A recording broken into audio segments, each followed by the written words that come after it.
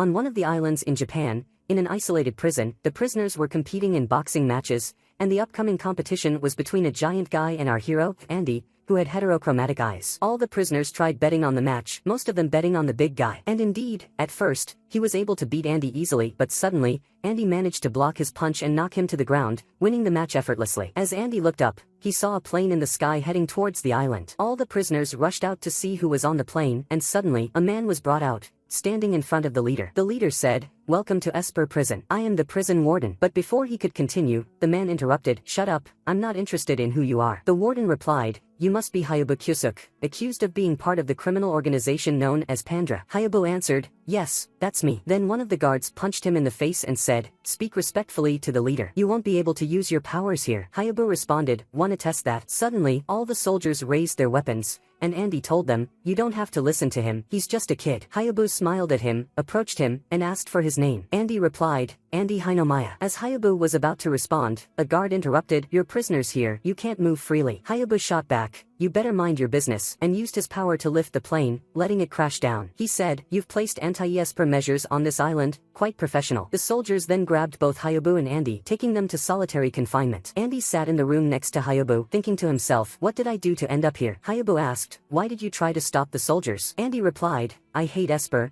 but I hate those who belittle them even more, and I wanted to protect you." Hayabu asked, "Are you an Esper?" Andy responded, "Supposedly, I'm partly Esper and partly human. But now I'm in this place, which is the Esper graveyard. You can't escape once you're in." Hayabu then asked, "But I heard someone managed to escape." Andy replied, "Yeah, someone was injured and taken to the island's hospital. That's the only chance to escape. By the way, why are you wearing a school uniform? Are you really part of a dangerous organization as they say?" Hayabu surprisedly replied, I'm the leader." Andy laughed and said, "This sounds fun. I might join you if we get out of here." Hayabu said, "Remember my name well, and don't forget what you said. As soon as we escape, you'll join us directly." Andy replied, "Don't worry, I won't break my promise. But escaping this island is impossible." Hayabu answered, "I'll leave here once I finish the job I came for." At the same time, the warden was upset that Hayabu managed to use his powers despite the anti-Esper measures. He ordered a soldier to try to kill him. During lunch, Andy and Hayabu stood in line to get their food. Andy got his meal, and when it was Hayabu's turn, the cook turned around and added poison to the food. Hayabu said, "This meal was made just for me. Thank you." He then sat down with Andy at the table and gave him the poison soup, saying, "This is my thanks for what you did with the soldiers yesterday." Andy was thrilled with the dish. After lunch, it was time for the prisoner competitions again, and this time everyone was betting on Andy. Hayabu also went to watch. The match began, but Andy couldn't move and was beaten easily, collapsing from the pain. Hayabu approached him and said, "Forgive me, the food I gave you was poisoned. You'll leave this prison as you wanted, but make sure to keep your promise to join me." The prison guards then took Andy to the hospital. Andy woke up in the hospital and found Hayabu standing before him, saying, "I gave you the antidote, but don't move too much until you recover." Andy looked around and saw all the staff lying unconscious. He watched Hayabu as he began to leave. Andy asked, "Where are you going?" Hayabu replied, "I told you before, I have a job to finish before escaping." Andy got up and ran after him. They walked through the corridor, and Andy remarked, "This place isn't a hospital at all, it's more like a lab." Suddenly, they heard a guard approaching. Andy quickly hid, then attacked the guard and took his weapon. The two of them continued until they reached the main room. Hayabu took the weapon from Andy and started shooting at everything in the room. He approached the glass cube in the center and found a little girl inside. As soon as she saw him, she said, "I've been waiting for you, leader." Hayabu replied, "Don't worry, I'll deal with these people and save you immediately." He turned to see the warden, who said, "Now I understand everything. The girl in the cube is part of your team. You allowed the soldiers to capture you so you could save her. But now, neither of you will escape." Suddenly, a huge monster appeared. The warden said, "This is one of the Esper. I used his mind and power and fused them into this monster." Hayabu tried to use his powers on the monster, but it blocked them easily and attacked him quickly, trying to kill him. They began fighting. Andy quickly grabbed the weapon, climbed the stairs, and started shooting at the monster to help Hayabu. But suddenly, the monster used its power on Andy. Andy blocked the attacks effortlessly, making Hayabu surprised from what he saw. Hayabu turned to the warden and said, "You're responsible for what's about to happen." He twisted the emblem on his neck, unleashing unlimited power in his body. He began moving toward the monster, blocking all its attacks, and then used his powers to destroy the monster and the entire place. He grabbed the little girl and Andy and escaped using his powers. Afterward, he twisted the emblem again, and all his power disappeared. Hayabu stood in an area, knocked on the air, and a massive hidden ship suddenly appeared. His followers were all standing aboard. A man named Magi came down and stood before Hayabu, saying, "Welcome back, leader." Hayabu looked at the prisoners who were watching everything that happened. They all managed to escape the prison walls. Hayabu said, "We are members of the Pandra organization. We've destroyed the military regime of the state, and now, all of you are free to do whatever you want. Andy watched as Hayabu approached him, saying, I know what your power is. Get on the ship now, a man never breaks his promise. Hayabu extended his hand to shake Andy's, saying, you're very strong. You'll have to help me with all the upcoming missions. They began sailing, and Magi stood with Hayabu alone, asking, are you sure about what you did? Allowing someone like Andy on board the catastrophe ship, he could pose a huge threat to us. Meanwhile, in the lower deck of the ship, Andy was sitting alone. Suddenly, he used the power in his eye to open a direct connection with someone else, saying, Inspector, I've successfully infiltrated the Pandra organization's ship as planned. Days passed aboard the ship, and Andy gradually blended in. One day, Hayabu came to introduce him to the crew, saying, this is Andy, a new member of ours. He ordered Hamster, one of the crew members, to attack him with his powers, but Andy easily blocked it. Magi said, Andy's power is that he can nullify any ability coming from another Esper. Then Hayabu told Yujiri, the little girl, try to read his mind. She tried, but it was no use. Hayabu told them, this is Andy's power, and it will be very useful for us. Andy and Magi then started walking through the ship and saw many children playing in the corridors. Andy asked, why are there so many kids on a ship like this? Magi replied, because they are Espers. Their parents abandoned them as soon as they found out, and it's Pandra's duty to take care of them. Now you're free to do whatever you want. When we need you, we'll call for you. Magi left, and Andy stood there thinking, so I'm stuck on this ship for good. Suddenly, a voice whispered in his ear, yes. Andy turned and saw someone standing far away. His name was Fugiru, and his skill was voice manipulation. Fugiru made Andy clean the ship all day. At the end of the day, Andy went down to the ship's lower deck, as usual, and reported everything to his commander. Meanwhile, Magi sat with Hayabu and said, I've been trying to gather information about Andy, but there's not enough on him. I can't trust him because our powers don't work on him, so we can't verify his identity using Yujiri's ability. Hayabu replied, it's fine. We'll take him with us on the next mission. It'll be a real test for him. The next day, they all took a small boat and headed into the city, bringing Andy along. They arrived at a place with a lot of goods, and Andy began inspecting them, saying, everything here is labeled with Pandra's logo. Isn't that risky for you? Momiji, a member of the crew, replied, we are well loved by the people. Andy turned and saw Magi holding crates of weapons, as well as a famous painting stolen from a nearby museum. Hayabu asked Andy, what do you think of the stuff we have? We're going to trade all of it today. They boarded the ship again and continued moving through the city with the goods. Suddenly, Magi used his powers to fly into the air and killed an official who was reporting them to the police. By the end of the day, the whole team gathered at a cafe in the city and noticed that Magi was very late. They decided to go look for him, with Andy joining them. Andy witnessed the team killing everyone in their path and looked around,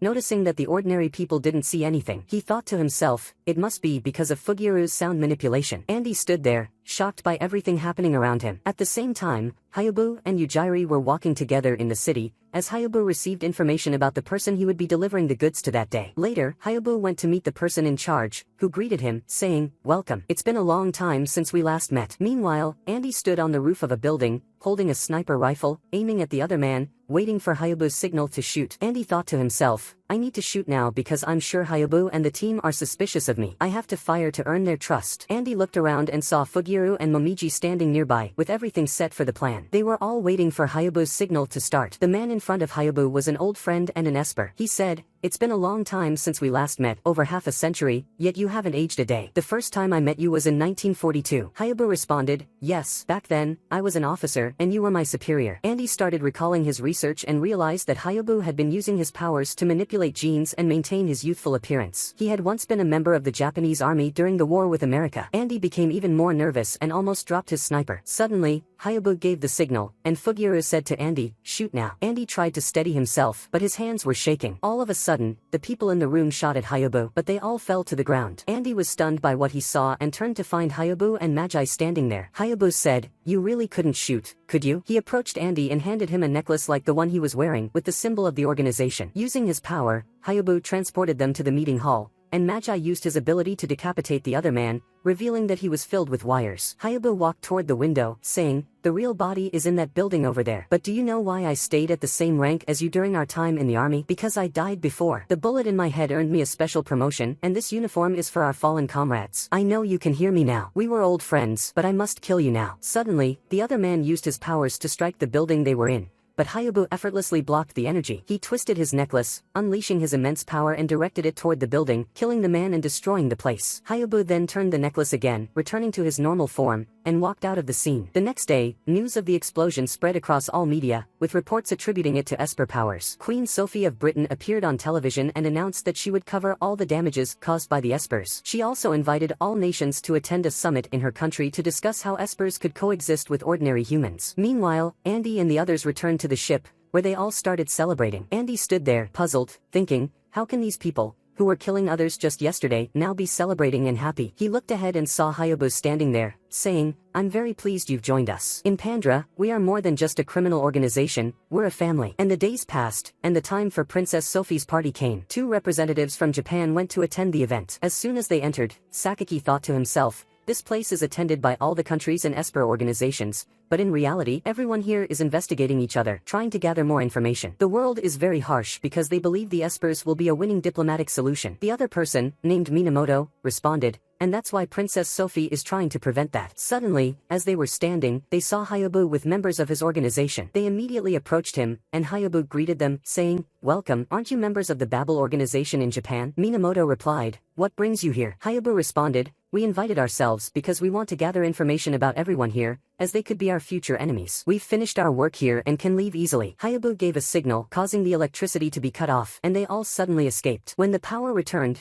there was a message on the wall that said, the Pandra organization was here. At the same time, Sakaki and Minamoto went to the room of Princess Sophie's deputy and showed him their identification cards. Minamoto said, I am from the Babel organization. We saw Pandra at the party, and they even left their mark there. We want to know if anything happened because of their presence. The deputy replied, and why would we tell you our country's secrets? Minamoto responded, we've faced Pandra many times, and besides, Hayabu was once a member of our military institution. We can help you. Suddenly, while they were talking, one of the guards entered the room and showed the deputy a video that had spread in the media about the message Pandra left at the castle, which said, we have kidnapped Princess Sophie, and we guarantee her safety. We will contact you later to inform you of our demands. Minamoto said, now I understand everything that happened. Sakaki reassured him, saying, don't worry, we will be able to save the princess. He took out a USB drive, saying, I got this from Hayabu when I met him in the hall. They went to check its contents, and at the same time, Hayabu was watching them, thinking, this is exactly what I wanted. The plan is going well. Hayabu then went to meet the other members, and the princess was with them. As soon as she woke up, Magi said to her, we are the Pandra organization, and you are now in our room, but don't worry, we won't harm you. The princess asked, so why did you kidnap me? Hayabu replied, you don't need to know that, but what's important is that the person who requested your kidnapping is this little girl, Yujiri. The princess said,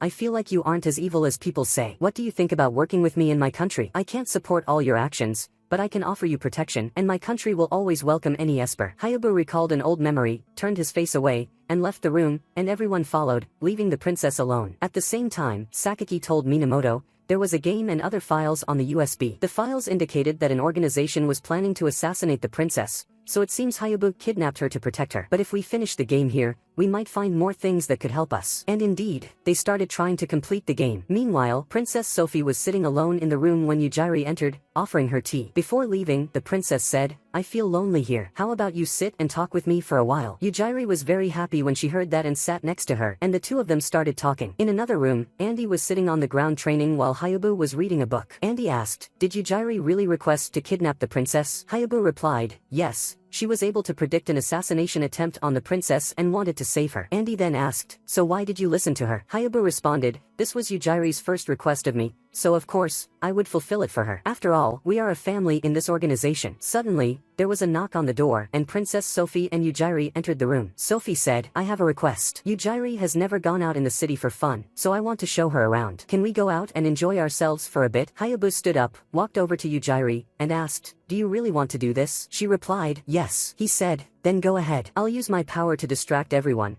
so no one will be able to recognize you among the crowd. Suddenly, all the girls in the city turned into the same appearance as Princess Sophie. Because of what happened, Fujura was able to identify the organization that wanted to assassinate the princess, and Hayabu managed to kill them all. He called Andy and said, I hope you're accompanying the princess and Yujiri because you're the only one my power doesn't work on, so you can tell who the real princess is. I've killed all the people here, extracted information from their minds, and it turns out they are not Espers but just an ordinary organization. They received orders to kill the princess over the internet, and none of them know who the mastermind behind this operation is. But now, other people are trying to find this information. Meanwhile, Sakaki managed to finish the game on the USB, and they went to analyze the data that appeared. It turned out to be reports from the British government. Before they could read the details, Princess Sophie's deputy stopped them, saying, "This is classified information belonging to our country. I will not allow you to see it." Minamoto tried to analyze the things he had seen, and he noticed that the deputy's assistant had disappeared. He said, "Now I know who wanted to assassinate the princess." At the end of the day, the princess and Yujiri visited all the places,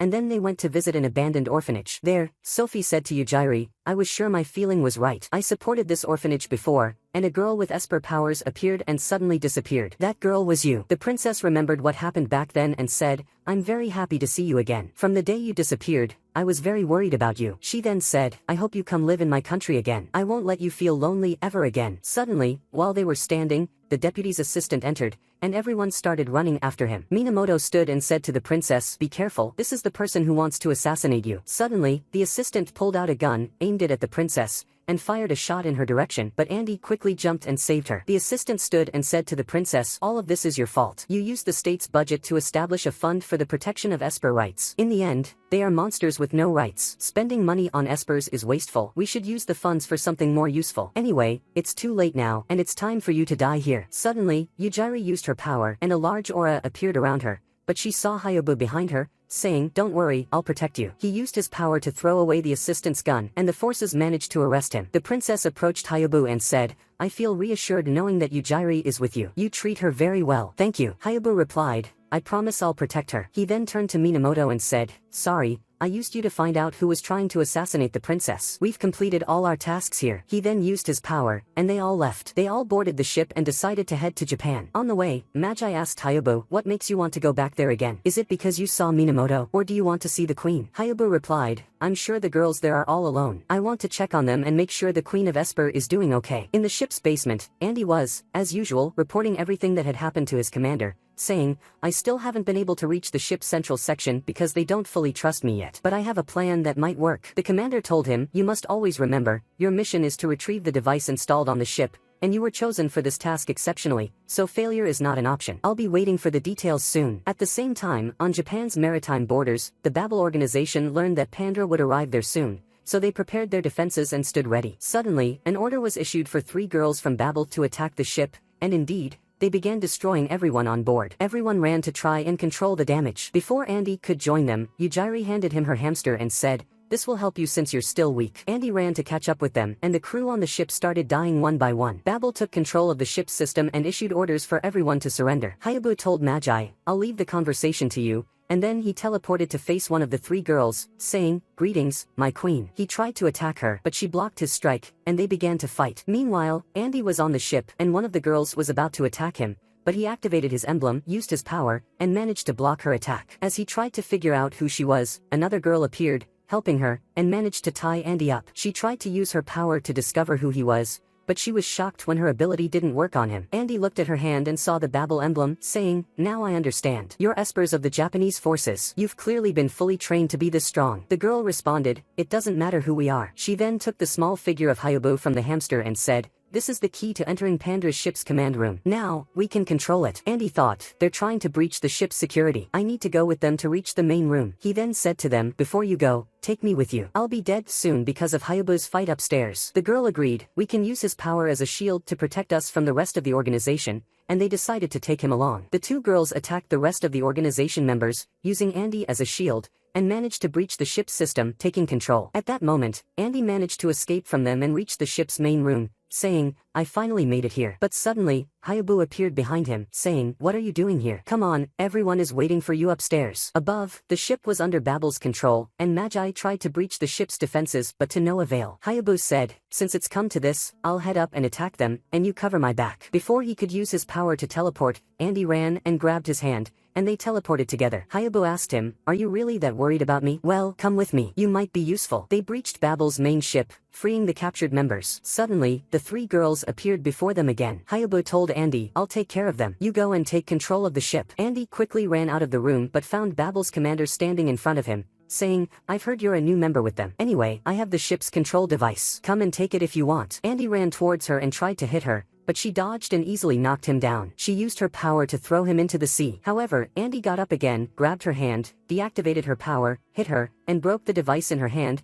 restoring control of Pandra's ship. Suddenly, Andy heard Minamoto's voice behind him, holding a gun and ordering him to surrender. Andy raised his hands but kicked a piece of the device, and then tried to hit Minamoto, managing to escape afterward. Hayabu caught him and flew him away, saying, "Don't worry, I managed to save you." They returned to the ship to escape from there. Hayabu looked out of the window and saw another trap laid for them ahead, with the three girls standing in front of them again. They used their power to pull the ship towards them. Hayabu said, "I'll activate the queen, and you try to resist their power." Andy asked, "Who is this queen?" Magi replied, "She's the original owner of the ship. We, the Pandra organization, are not just a criminal group. We fight to free oppressed espers and create a new world. The next leader of the espers will be this queen." And Hayabu was able to know this through his power to foresee the future. That's why he's trying to protect her and doesn't want to kill her. Hayabu stood in front of the ship, saying, "The queen, Kaoru, this will be her throne. But right now, she's still young and under Babel's control." He turned his emblem and unleashed his full power, managing to block the queen's force against the ship. He then turned the emblem again, deactivating his power, and restored control of the ship. They were able to fly it away, and Hayabu used his power to teleport the ship from there. He took the ship and headed to the city to try to fix the damage there,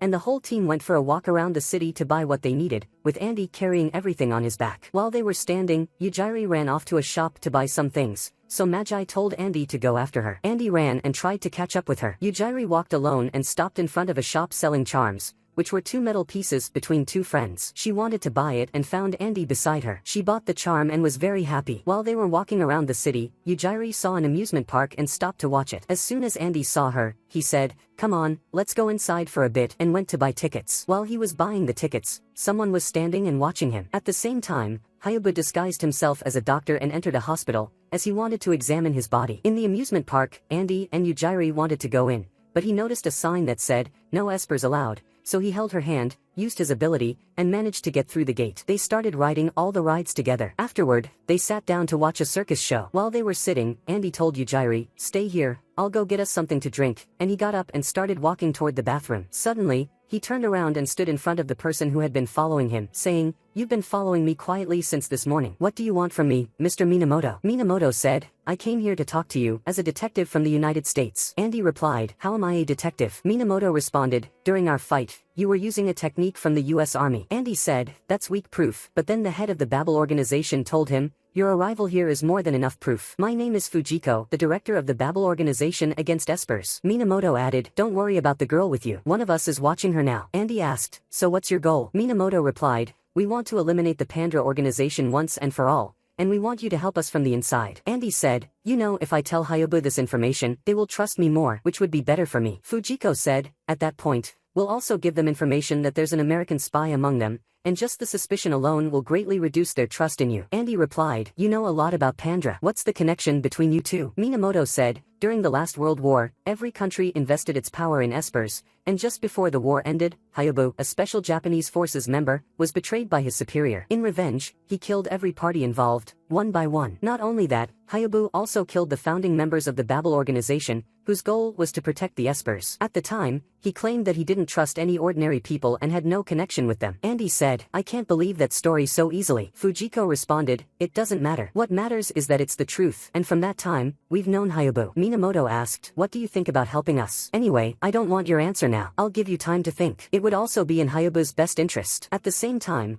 Hayabu was doing some tests on himself inside the hospital, and when he saw the results, he was not happy at all. In the amusement park, the circus show that Yujiri was watching ended, and all the audience members stood up. Yujiri started looking for Andy to leave, but suddenly she heard a child crying, so she went to see what was wrong. He told her that he was lost from his family. Yujiri said, "Don't worry, I'll help you find them," and she took his hand, closed her eyes, and listened carefully to the sounds in the area until she found his family looking for him. She took him to them. When the child reached his family, he told them, "This girl helped me a lot. She closed her eyes and was able to hear your voices." The father was shocked when he heard this and said, "Could she be an esper?" They quickly left, and Yujiri was left standing alone. The people around started whispering that she might be an esper and called security to take her out. The security guards came to take her, but suddenly she used her ability and created an illusion over the entire area. News of the incident quickly reached Minamoto and Andy, and they rushed to save the situation. Andy twisted his charm and ran toward Yujiri quickly, stopping her ability and telling her, "Don't worry, you didn't do anything wrong." Suddenly, the rest of the Pandra members arrived, saying, "We sensed Yujiri's energy and came here right away, and they took her and left the area. They all returned to the ship. Momiji was comforting Yujiri, saying, "Don't worry, I know today was hard on you, but the whole family is here. Now go help them with the celebration." After she left, Andy asked Momiji, "What does family mean? You all use that word a lot." Momiji responded, "When I was a child, my city was in a civil war and there was no one left alive from my village. Just before the soldiers were going to shoot me, I found Magi standing in front of me, protecting me. I looked beside me and saw Hayabu coming in, saying, 'I know you've suffered a lot because you're an Esper, and if you want to take revenge on them, I'm here to help. And if you want to live in peace, I'm here too.' From that moment, we've all been together. Everyone on this ship is in the same situation as me. Hayabu is trying to create a world where Espers can live in peace without fear, and we are all grateful to him." Suddenly, a girl came in with a cake. Andy asked, "Why is there a picture of Hayabu on it?" She replied, "Because today is his birthday and we want to surprise him." Andy said, "I didn't know and didn't get him any gift." Momiji said, "It's okay, we'll forgive you this time, but next year, you have to remember." When Hayabu heard the word next year, he remembered the tests he had done at the hospital and thought to himself, "I don't have much time left. I doubt there will be another birthday for me." By the end of the day, Andy went to submit his report to the commander, and he was shocked when the commander told him, "Your investigation is complete. Japan is now an ally of ours, and we will benefit from it. Now, you need to take control of the ship's system. As soon as you find the plan, contact us immediately and we will handle the rest." Inside the ship, all the members had gathered to discuss their next plan, which was to steal the latest device that nullifies Esper abilities. Maggie told them, "We need to steal it intact without destroying it because we need to study the latest technology humans have reached." At the same time, Andy was talking to himself, saying, "If I complete the mission I came here for, everyone on the ship could get hurt." Suddenly, Hayabu said, "By the way, as soon as we complete this mission, we will return to Japan because I saw the future again using my ability, and I know that the queen and those with her might be in danger at the hands of Babel." Then he turned to Andy and said, "Why are you so quiet today? It seems like something is bothering you." Andy responded, "No, nothing's wrong. I'm just tired." He went to get a drink and sat next to Momoji, saying, "I want to ask you something. Why does Babel hate us now?" She replied, "Because there's an old history between us." Andy said, "I heard a rumor that they had problems when they first started the organization, and I learned that Hayabu was connected to them." She said, "I can't tell you anything, but you can ask Hayabu himself." While they were talking, Yujiri approached them, saying, "I can't sleep, and I want someone to come read me a story." She chose Andy, and he went with her to read the story until she fell asleep. He got up to leave the room, but the hamster said to him, "Wait, before you go, return this book to the library." Andy went there to return the book and started browsing some books. Suddenly, an old photo fell out, and when he picked it up, he saw it was a picture of a group of soldiers wearing the Babel emblem, with a young Hayabu among them. Before he could understand anything, he heard someone coming, so he hid to avoid being seen. He saw Hayabu approach a book, open it, and a ghost of an old soldier appeared, saying, "It's been a long time, Itsumi." Itsumi responded, "Where am I now?" Looking at the book in Hayabu's hand, he saw it stained with blood and said, "It seems clear that I died before, but where is the rest of the team now?" Hayabu replied, "I need a favor from you." He handed Itsumi a paper with a picture of the ship on it. Itsumi analyzed it and said, "This ship uses the mind of Commander Hadashiko, who died in the war because he possessed extraordinary abilities. His mind is what gives the ship its power to disappear and move." Hayabu responded, "We've been on the run for a long time thanks to the power of his brain. I brought you here to ask you something. If something happens to me in the coming period, I want you to take command of the ship." He looked up at the ceiling and thought to himself, "This entire ship is protected by people who have already died." Then he raised his hair, revealing the bullet in his head, saying, "I'm not ready to leave life yet, but I will do everything in my power to destroy all the enemies of Espers." Suddenly, Itsumi sensed someone in the library and tried to attack, but there was no one there. Hayabu went to check and found Andy's chain on the floor. The next day, Hayabu gave the chain back to Andy and said, "Didn't I tell you before to always keep this on?" Andy replied, "I forgot where I dropped it." He then asked, "I want to ask you something. I heard from Momoji that you want to create a world where Espers can live in peace. Do you believe that killing normals is the solution?" Hayabu answered, "And if that's the reality, which side will you choose?" Then he turned and walked away. Later that day, Andy began preparing his gun, his hand shaking heavily. He recalled the time he joined the American Army and was training in using firearms. He opened communication with his commander and said, "Tomorrow, I'll carry out the operation at the ship's core. Have all the soldiers ready." The commander asked, "What about Hayabu and the others?" Andy replied, "I'll leak information about them to Babel and they'll keep them occupied during that time. But we can't reveal the queen or those with her, so keep it all secret so none of them show up." The information started reaching Babel, and it included Pandra's plan and instructions not to send the queen and her followers. Minamoto told Sakaki, "I don't feel confident about this plan, but this is our last chance to prevent the prophecy from happening. If it does, humanity will be wiped out. Stopping Hayabu and Pandra is now our responsibility. Suddenly, they saw Queen Kaoru behind them, saying, I heard everything, and I have to go with you. Minamoto responded, no, and that's a final order. The next day, the organization's members started their mission and went to a city to stop the cargo there. After they stopped the truck, planes suddenly appeared overhead, equipped with anti-esper weapons, and they saw Minamoto pointing a gun at them from the truck. Soldiers poured out of the vehicles. Hayabu said, it seems like you knew our plan well. He turned to Maggie and said, I'll leave this to you. I'm heading back to the ship now. Meanwhile, Andy was escaping the scene and met with Sakaki, who gave him a motorcycle to flee on. Hayabu tried to return to the ship but found Queen Kaoru standing in his way, saying, I won't let you go back there. You're an esper, and you know very well what will happen in the future. If you continue with this plan, the ship will sink, and everyone on board will die, including you. We're trying to protect you and all of Pandra. Hayabu replied, it seems you've forgotten who you're talking to. All my friends are on that ship. I won't let them die and leave. He tried to use his ability, but he felt a pain in his heart, and Kaoru struck him with her power. He managed to regain control, turned his badge, and activated his ability, fighting her with all his strength until she fainted. He took her and placed her on a building's rooftop, turned his badge again, and deactivated his ability. He then felt intense pain, thinking to himself, I hope I can live a little longer. At the same time, Andy reached the ship, activated his ability, and ran to the ship's main control room. There, he found the ship's core, which was the brain of Commander Hadashiko. He opened communication with his commander, informing him of what he had found, and said, send the soldiers immediately. Babel won't be able to delay them for long, and all the people on board are just children now. Tell the soldiers not to hurt any of them. Andy approached the device to inspect it, but suddenly, he heard Hayabu's voice behind him, saying, now I know your answer to my question, Secret Agent Andy. This is the core of the ship's power, and I won't let anyone destroy it. Andy asked, you knew my identity? Hayabu replied, yes, I've known for a while. Your combat techniques are all those of the American army, but I don't need to tell you anything more because you're about to die, just like I did once before. Hayabu started to remember his past,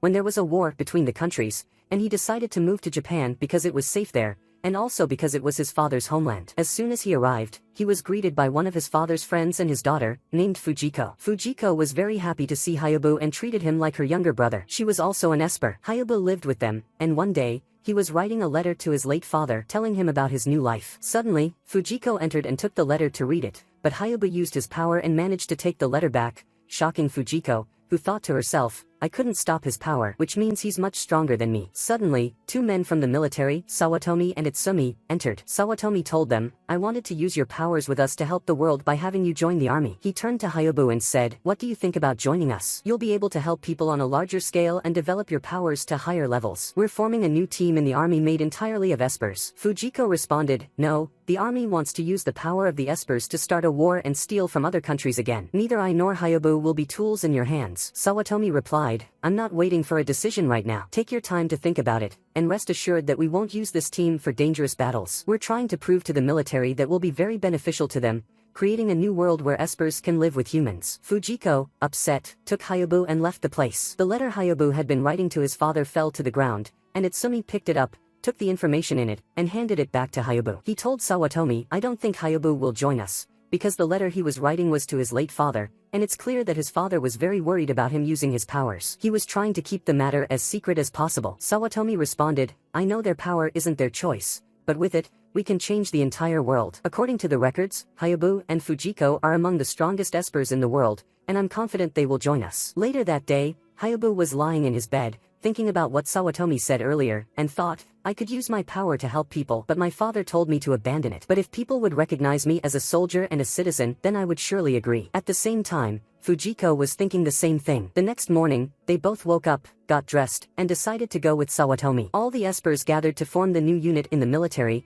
and among them were Hayabu and Fujiko. Sawatomi welcomed them to the place. Days passed, and the unit was officially formed. They began their special training, and soon, it became well known that there were superpowered heroes in the military. A movie was even made about their powers, but it portrayed them in a way that mocked them, and Fujiko was very upset about it. She looked around but didn't see Hayabu. Itsumi told her, he's gone on a personal errand. At that time, Hayabu was at a watch shop, picking up his father's broken watch after the shop owner had managed to fix it. He took it and left to look for Fujiko but suddenly ran into a police officer, who told him, The clothes you're wearing are terrible for a Japanese boy. You need to learn how to dress properly. Hayabu started getting scolded. Suddenly, Fujiko appeared, arguing with the officer, telling him, "It's none of your business how children dress in the street." People gathered around, and Fujiko hit the officer, knocking him to the ground. The incident reached the army's leadership, and they issued a punishment for the entire team, putting them under house arrest. It was clear that the military was very upset with the Esper team because they weren't following the military's rules. Everyone noticed that Fujiko was upset about what she had done.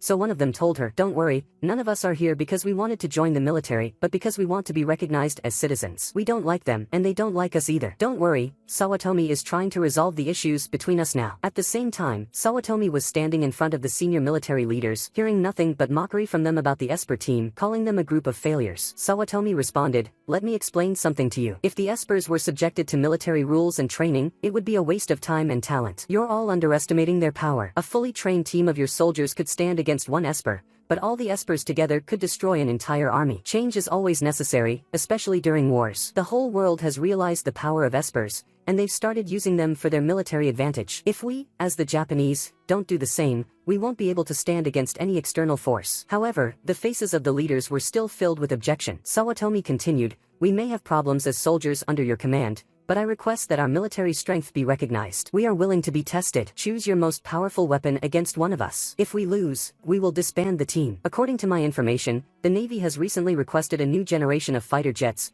and they are currently being tested. We can assist you in that test. If we lose, you'll be rid of us, but if we win, we will be officially recognized as the strongest team within the Japanese army. Sawatomi returned and gathered the entire team to inform them of the plan, saying, "We must win this battle because it will determine the future of Espers in this country. The battle will be aerial, one of us against one of them, and we will use guns with fake bullets." Fujiko stood up and said, "Let me handle the mission since I was the one who made the mistake. I need to take responsibility." Sawatomi replied, "No, Hayabu will be the one to carry out the mission." Hayabu's special training began that same day as he attempted to simulate a plane attack. The training lasted for several days until the day of the duel finally arrived. The Marine soldier began flying the plane towards the location, and when he looked beside him, he found Fujiko saying, "You should be more aware because we've been flying next to you for a while and you didn't notice." Another one said, "You need to pay close attention because if this were a real battle, you'd be dead by now." The soldier ignored them and flew towards Hayabu, irritated, thinking, "How can they fly without a plane? I have to destroy them today and end them for good." He flew towards Hayabu, and the duel began. Hayabu started moving erratically in the air, trying to distract him, but the soldier was right behind him with all his might, testing the plane's full potential. Hayabu's movements were slower in comparison, and he remembered during training when one of the soldiers told him, "The plane will fly at 500 kilometers per hour, so you need to be very careful. Our advantage is maneuverability, not speed. You need to be able to turn easily while flying. That's where you'll excel. When he flies after you, you need to dodge. And when he turns the plane to catch you, that's when you turn your body and shoot him in the head. At that moment, you'll win the battle." Hayabu replied, "But the machine gun is very heavy. I prefer to use a regular rifle because every fighter has a well-known weak point, and it's right above the forehead. If I can aim one bullet at it, the whole fight will be over." Hayabu tried to execute this plan by dodging the plane's attack, but suddenly, he felt his body become heavy and a large force pulled at his legs, halting his movement. Sawatomi and the other soldiers stood on a ship watching the battle unfold, and one of them said, "At the end of the day, Hayabu is just a child. He can't unleash his full power because of the immense pressure." Sawatomi reassured them, "There's no need to worry. I know the fate of our unit depends on this duel, but I anticipated something like this. I've invested my entire future in this unit, and I didn't choose Hayabu randomly. Just keep watching him. The more pressure he faces, the stronger his power will become." Hayabu felt a force binding his entire body and remembered his father's words, never to use his power, and that if he obeyed the military, he would become nothing more than a tool in their hands, just like what happened to his mother. He recalled his father hitting him, saying, "Your mother died because she tried to help humans using her power. The army kept conducting experiments on her, and I helped them, believing I could benefit humanity. I chose to help people over the girl I loved. I won't let you make the same mistake. You can't use your power. If you want to live among people as a human, forget about the power you have." The force around Hayabu began to weaken, and he thought to himself, "No, I was born an Esper, and this is my reality. I won't try to live a life that isn't mine. I must be myself." He remembered Sawatomi's words to him on the ship before the battle, "You were born an Esper, and that's an advantage. You have to use it. There's nothing to fear, so forget your father's words. This is your home now. As long as the Esper unit exists in the military, you can be yourself. If you can't unleash your power in the fight, then you'll have the freedom to choose how you want to live your life." The energy around Hayabu disappeared, his speed increased dramatically, and he began to outmaneuver the plane. During the fight, his father's watch fell into the sea, and Hayabu thought, "I need to buy myself time to land the killing shot." He stood still in front of the plane, and as it turned, he fired one shot, winning the duel. Before the team could celebrate the victory, someone rushed in and told Sawatomi that there was urgent news. An unidentified submarine had been spotted in the surrounding waters. Sawatomi ordered Hayabu to head there immediately. The entire team flew to intercept them and found the submarine firing at them. They then dived into the water. The team reported to Sawatomi, explaining that it was likely an American submarine. Suddenly,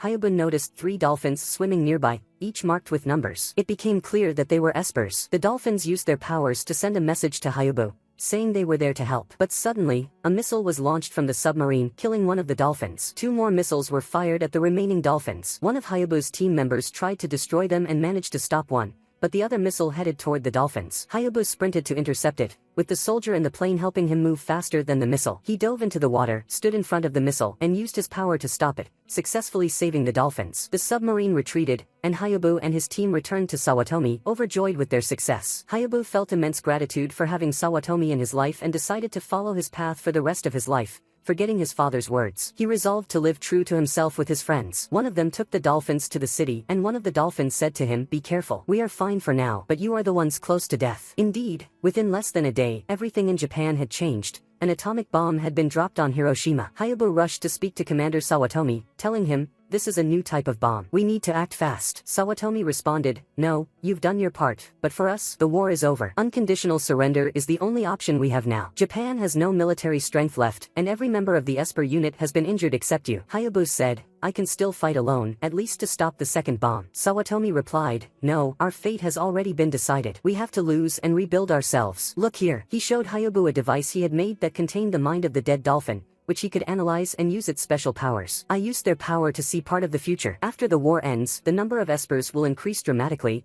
and you will lead them and destroy the world." Sawatomi raised his gun to Hayabu's face and said, "I'm very grateful to you, but I won't let the occupying army know you exist. Your power is unmatched anywhere in the world. I tried to turn you into a monster, but I can't allow anyone else to control this power." He fired 2 bullets at Hayabu, who collapsed, bleeding. As he lay there, Sawatomi said, "I won't let you become an enemy of humanity. After all, I'm a human, not an esper. The power you possess is mine alone." Hayabu started to cry, remembering his friends who had died. When he looked up, he saw Sawatomi standing over him with the gun aimed at his head, and Sawatomi fired one last shot at him. Hayabu collapsed, drenched in his own blood, but suddenly stood up again. Before Sawatomi could fire again, Hayabu used his power to kill him. He asked himself, "Am I truly a monster?" He left the place and swore never to forgive any human. At that moment, in the present time again, the US military forces had started surrounding the area, and Hayabu began attacking Andy. Andy couldn't stop his attack, so Hayabu said to him, "You must be surprised that you can't stop my power. You can stop any power, but you can't stop active motion. In other words,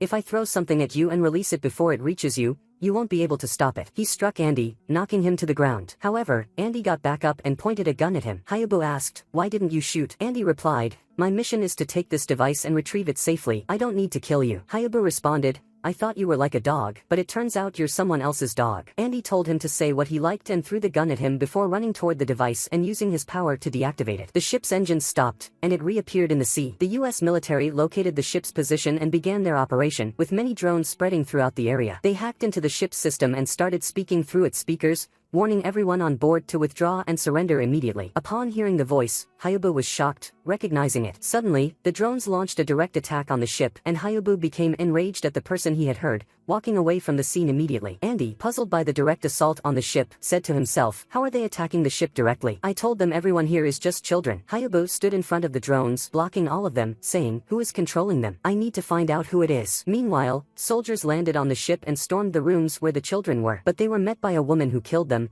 telling the children to hide under the ship. The soldiers stood before her, using devices that neutralized Esper powers, and managed to suppress her abilities. All the ship's members gathered in one place, hiding and unable to use their powers. Suddenly, they noticed someone holding a gun, destroying the drone above them. They regained their powers and went out to fight the soldiers. Minamoto stood in front of Magi and told him, "Wait, now isn't the time for fighting." He showed him a video on his phone of the US forces attacking the ship. Minamoto explained, "Babel predicted this would happen, which is why we wanted to imprison you first. But now, we need to save the ship." Magi turned his head and headed towards the ship. Minamoto asked him, "I just need you to promise me one thing, protect Hayabu." They all rushed to the ship as fast as they could. Meanwhile, US forces reached Andy's room, and Andy called his commander, saying, "How is this happening? I told you everyone on the ship is just children, and now you're trying to kill them." But there was no response. The soldiers successfully took the device and began transporting it. Magi and his team arrived on the ship, killed the soldiers in front of them, and rushed to check on the children. At the same time, Yujari left her room and hid under a staircase to avoid the soldiers,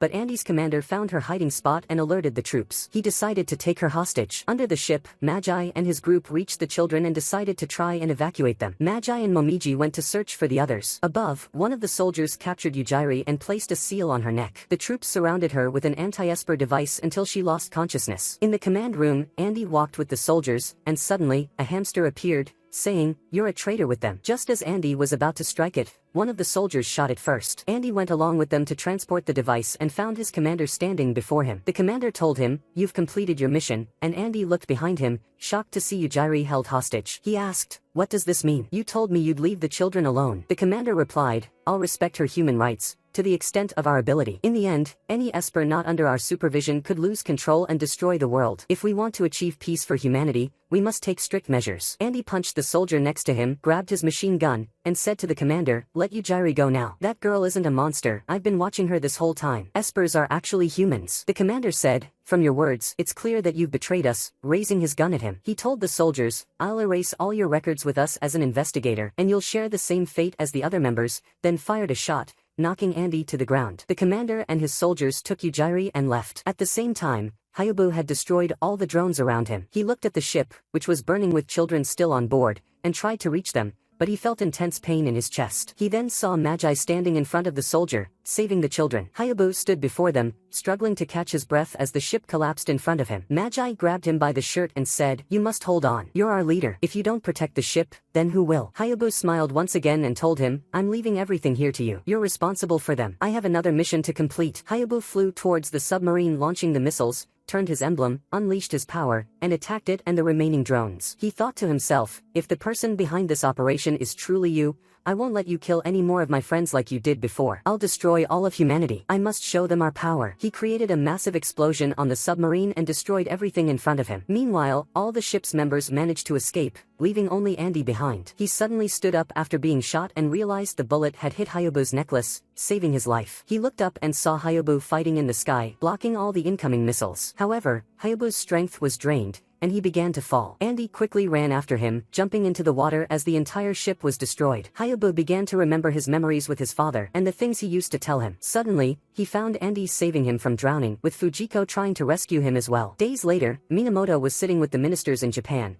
and they received a message from the United States asking them to cover up all the events that had occurred and not to release any news to the media. Minamoto told them, "I have a message from the director of the Babel organization," and played a recording of her saying, "Hello, everyone. I will try to save what's left of your reputation in front of the world, but in return, you will never interfere with Babel's affairs. Otherwise, we will expose all your secrets, like the things you did after World War II. Minamoto then stood up and left them there. At the same time, Fujiko and Sakaki were checking on Hayabu's condition. Fujiko told him, "We need to investigate what the United States did because they were acting very strangely, but at the same time, we need to regain our strength. That's why we brought Hayabu here, to the former mansion of Baron Tsubomi, my father and his father's friend, the place where he grew up as a child." As time passed, Hayabu awoke from his coma and said to Fujiko, "I don't remember asking for your help." She replied, "I'm not the one who helped you. If you want to thank someone, thank Andy," and threw him Andy's pendant. Hayabu asked, "Where is he now? I want to talk to him." She replied, "He's not here, but I want to know all the information from you. Why did the United States act so violently?" Hayabu remembered the voice on the ship and thought to himself, "Could it be the same person who killed me before? Commander Sawatomi?" Fujiko interrupted his thoughts, asking, "Why aren't you listening to me?" Hayabu responded, "You don't need to know everything. We're not siblings like before. I have nothing to tell you." Meanwhile, Andy was in the Babel organization's hospital undergoing tests to ensure his safety. One of the Queen's followers found a mark from the United States on him to track his location,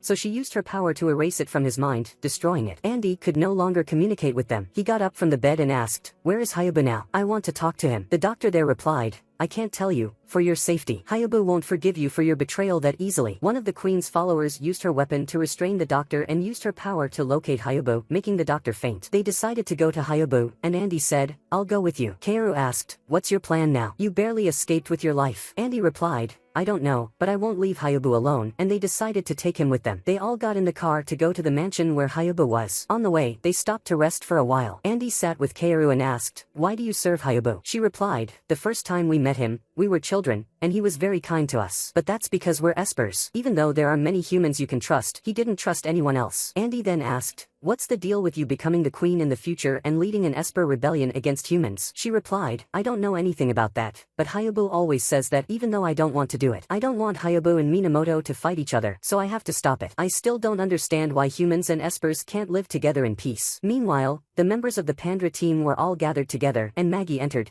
saying, I have a USB with some information about what happened. When they played its contents, they found that the American military had taken Yujiri with them. Maggie told them this is the airbase in the United States. They couldn't determine where she went next. Momiji said, it's good that she's still safe, but what do they want from her? She's just a child. The hamster said, as I told you, the reason for all this is Andy, he's an American spy. Maggie reassured them, don't worry, we will rescue Yujiri as soon as possible, and no one should worry about Hayabu, he is definitely still alive. In Hayabu's room, Sakaki was monitoring his health, and suddenly, the three girls entered with Andy. They heard Hayabu say, I am very happy you came, Your Majesty, but there is someone I want to talk to first. Andy stepped forward, and Hayabu asked him, regarding the call on the ship, did you meet the owner of that voice? Andy replied, yes, only once. When the American military decided to recruit me, we were sitting in a cafe, my commander and I, along with him. He was the head of the organization against espers. He told me he wanted to use esper powers to help the world and that my power would be very important to them because they couldn't accurately determine it at first. That's because I don't belong to any side. I'm not a full esper, nor a full human. He offered me to join so I could be myself. Suddenly, Hayabu grabbed him by his clothes and threw him against the wall, demanding, what is his name? Answer me quickly. Andy replied, I don't know, he didn't tell me his name. But I found out he's Japanese and participated in the last World War. Fujiko was shocked and said, it's impossible that man is still alive. Hayabu got very angry, and a large amount of energy began to emanate from him until he fainted. At the same time, Minamoto arrived outside the mansion and went to Sakaki to check on Hayabu. Sakaki told them, unfortunately, it looks like Hayabu is going to die soon. I think the symptoms have been showing for a while. There's only one way to save him, but the results are not guaranteed. Meanwhile, Andy was listening to Hayabu's story from Fujiko and learned that Sawatomi was the person who shot him in the past and that he died before but came back to life because of his power to seek revenge on the natural. She told him Hayabu was betrayed by the people he trusted most in his life, and the same thing happened to her. After they lost the war, all the members of their team were killed one by one. Luckily, she managed to escape and founded the Babel organization. The members of Babel whom Hayabu killed in the past were all linked to the old army team. Andy asked, does that mean you joined the army that betrayed your friends in the past? Fujiko replied, it doesn't matter what you say, Babel wouldn't have existed without what I did. I left the past behind to think about the future. The memories of my friends, Hayabu's revenge, and my past life are all history to me now. Hayabu woke up from the noise beside him and saw Kaoru sleeping on the bed next to him, connected by medical devices. Sakaki told Hayabu, don't worry, Kaoru volunteered to help you live longer. Hayabu looked at her and she said, I know you hate naturals, but if we work together, we can move forward to a better future. Hayabu replied, someone told me that a long time ago, but the end is always the same. At the end of the day, while everyone was asleep, Hayabu got up and started putting on his outfit. Meanwhile, Andy was walking in the forest, thinking about how all this happened. The person who made him work as an American investigator was the same person who killed Hayabu before. Suddenly, he heard an alarm, and everyone in the mansion woke up to search for Hayabu. Kaoru found him and said,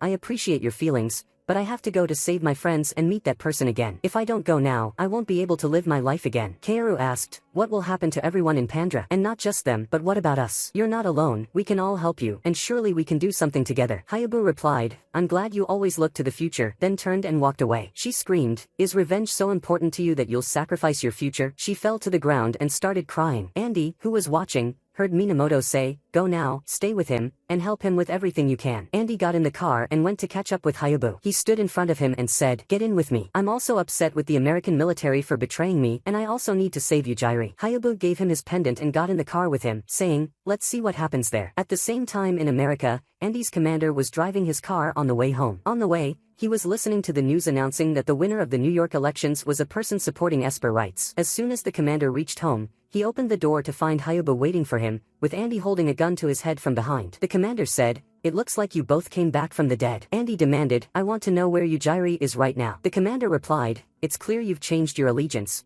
but the truth is you will never be complete. He turned and struck Andy, taking the gun from him and pointing it at his own head to commit suicide, but Hayabu managed to stop the bullet, saying, I won't let you die so easily, there are still many questions I need answered. Andy took the gun from him and held it behind his back again. The commander sighed, it's clear I have no second chance. I'll take you to the person you want. At the same time, Minamoto was with Fujiko, informing her about the information he had uncovered. The person behind the American attack decision on the ship was someone from Japan who moved to the United States after the last war. Fujiko said, now there's no doubt, that person is Sawatomi. On the other side, Andy and Hayabu were walking with the commander entering the State Department building. The commander said, you might be wondering why we are here, but you should know we are not the only ones working on this plan. There are more people with a common goal, ultimately, for humans to harness Esper power. Andy asked, then why do you mark the Espers you detain? The commander replied, it's a biochip. We use it to tame their power if they have any outbursts. This is exactly like your Esper friend, Yujiri. She was an experimental product of a certain organization, but due to negligence in lab supervision, she managed to escape. She is simply a monster among many other monsters we were able to create. They all entered another room, and the commander said, Yujiri was here a few days ago, but I don't know where she is now. Hayabu approached a chair and extracted the information from it, confirming she was indeed there. Suddenly, they heard a voice, saying, I've been waiting for you here for a long time. It seems some things have changed, but for me, everything is the same as always. Hayabu exclaimed, I was sure I killed you back then. How did you manage to live again? The voice responded, I clung to the power of life. Hayabu asked, and what's your goal in collaborating with the United States? The voice replied, I'll give you a hint, and displayed an image of the future, saying, I managed to capture this image using Hachigo's mind power that I took from your ship. He started showing more images, saying, this is the future, a future of complete destruction. To protect human history, we need to change the future now. Among the images was one of Queen Keiru. He said, she is the one who will protect the future and destroy all of humanity's future. Hayabu got angry, saying, I won't let you do anything, but the voice replied, we are going to start work soon anyway. What do you say? Show me the true power of an Esper. Suddenly, the glass in the place shattered, and planes started attacking them. The commander attempted to commit suicide and take Hayabu with him, but Andy quickly shot at the Esper power suppressor, allowing Hayabu to use his power to protect himself. The commander fell dead before them. Both of them ran and started trying to escape from the planes until they reached a place with destroyed military weapons. They found soldiers standing and attacking them as well. Hayabu threw 2 rods to Andy to use, and he struck the planes with them, trying to help Hayabu as they climbed up the building. Andy used his power to stop the soldiers' bullets until they could reach the elevator. But suddenly, the elevator stopped before they reached the top floor. Hayabu took a piece of metal from the door and turned it into a sword using his power. He stepped out in front of numerous planes, blocking their attacks. Andy ran quickly towards them, managing to get ahead, killing a soldier standing there, taking his weapon, and starting to shoot at the remaining planes. They moved until they reached a large courtyard. Andy shot at the Esper power suppressors in the area. Suddenly, small shells started falling from the ceiling, and Hayabu said, these shells will slow down our movement, and we won't be able to escape easily. Many planes entered, and Andy started shooting at them with his weapon while Hayabu tried to destroy the rest with his sword. Numerous soldiers stormed the place, surrounding Andy and Hayabu from all sides. Hayabu's power began to weaken, and just as he was about to use his full power by turning his badge, Andy said, no, you'll waste your power here. Save it for the main fight. Try to escape now, and I'll deal with them. I'm very sorry because it's my fault we're in this situation. I should have told you the truth from the start. Hayabu said, you don't need to apologize. In truth, I wasn't always right either. But I won't leave. I'll stay and fight them with you. The number of soldiers increased, and suddenly, the glass in the place shattered again, and members of the Pandra organization entered, fighting all the soldiers. Magi approached Hayabu, saying, I'm sorry I'm late, and they killed everyone there, taking them and escaping. They all stood on another ship, and Fujura said to Andy, what are you doing here? Didn't you already betray us? Andy replied, I want to save Yujiri, and Fujura punched him in the face, saying, now we're even. We need to think about how to save Yujiri now. All the members of the ship watched the conference of the New York governor, who was trying to convince people to cooperate with the Espers and leave all conflicts behind to ensure a better future for everyone. Hayabu remembered the images he had seen before and told them, head to New York State immediately at full speed. At that moment in New York, everyone was cheering for the new candidate, gathering in the streets. On the roof of one of the buildings, Yujiri was standing with Fujiko behind her. Suddenly, Yujiri turned and used her power on her, managing to control her mind and trap her in an illusion, seeing a copy of herself. The same thing happened with Magi and Momiji. Yujiri began walking through the city until she met Andy on the road. On top of one of the buildings, Hayabu was standing and holding Yujiri's charm, which he took from her on her birthday. In a dark room, Sawatome was observing everything that was happening, saying to himself that Hayabu was still hiding until now. He instructed one of his followers to keep a close watch on the area because Hayabu could appear at any moment. He then said that President Green had been elected and that, according to his vision of the future, this would bring temporary peace between humans and Espers. But today, if the president was assassinated by an Esper, the future would be rewritten. Riots would increase in the country, trust between humans and espers would diminish, and an organization would be established to regulate their freedom, preventing espers from rebelling. This way, the future could be protected, and Queen Kaoru would be completely erased from the future. Andy started running after Yujiri to catch up with her and found that she had dropped her charm on the ground. He picked it up and ran up the building after her, but security guards caught him. Suddenly, Minamoto and Sakaki arrived, knocked out the guards, and Andy quickly ran to the main government building where Yujiri was standing on top. As soon as the president stepped onto the stage, Yujiri's power exploded in the area, and she began to attack the president. Andy managed to block her attack, and the president escaped from there. Police forces arrived to shoot at Andy, but Minamoto and Sakaki stood in their way, blocking them. Everyone started to flee, but before they could get far, Yujiri's power exploded again, trapping everyone in her illusion. All the people began chanting for the death of espers, orchestrated by Satome, who was closely monitoring the events and said that he was close to achieving his plan. Without a power like Yujiri's, they wouldn't have been able to rewrite the future. He looked up and saw Hayabu standing in front of Yujiri, saying that nothing would change. Suddenly, Yujiri attacked Hayabu, but he managed to block the strike and said that it was clear she was under hypnosis, but her power would not affect him. He looked up to see a person who looked like him, and they began to fight, matching each other in strength. Suddenly, more hallucinations and old memories appeared, reminding him of the plane he attacked as a child, followed by memories of his old friends attacking him, and then his father's voice speaking to him. He told himself to stay calm, knowing it was all an illusion. He saw Satome pointing a gun at his head and shooting him again, causing him to fall to the ground, bleeding. He got up to find his younger self holding a gun to kill him. Hayabu stood up, turned his emblem, and decided to use the last of his strength. All the hallucinations began to dissolve, and he saw Yujiri in front of him. She also started to remember her old memories, the time she escaped from the lab, moved to an orphanage, her lonely life, and the moment she met Hayabu for the first time. She took a step closer to him, her illusion lifting from the city, returning everyone to normal. Andy arrived on the rooftop, seeing Hayabu using all his power to help Yujiri. He then removed the emblem from her neck, waking her from her hypnotic state. Suddenly, Hayabu's power exploded, and he said he couldn't control his body anymore,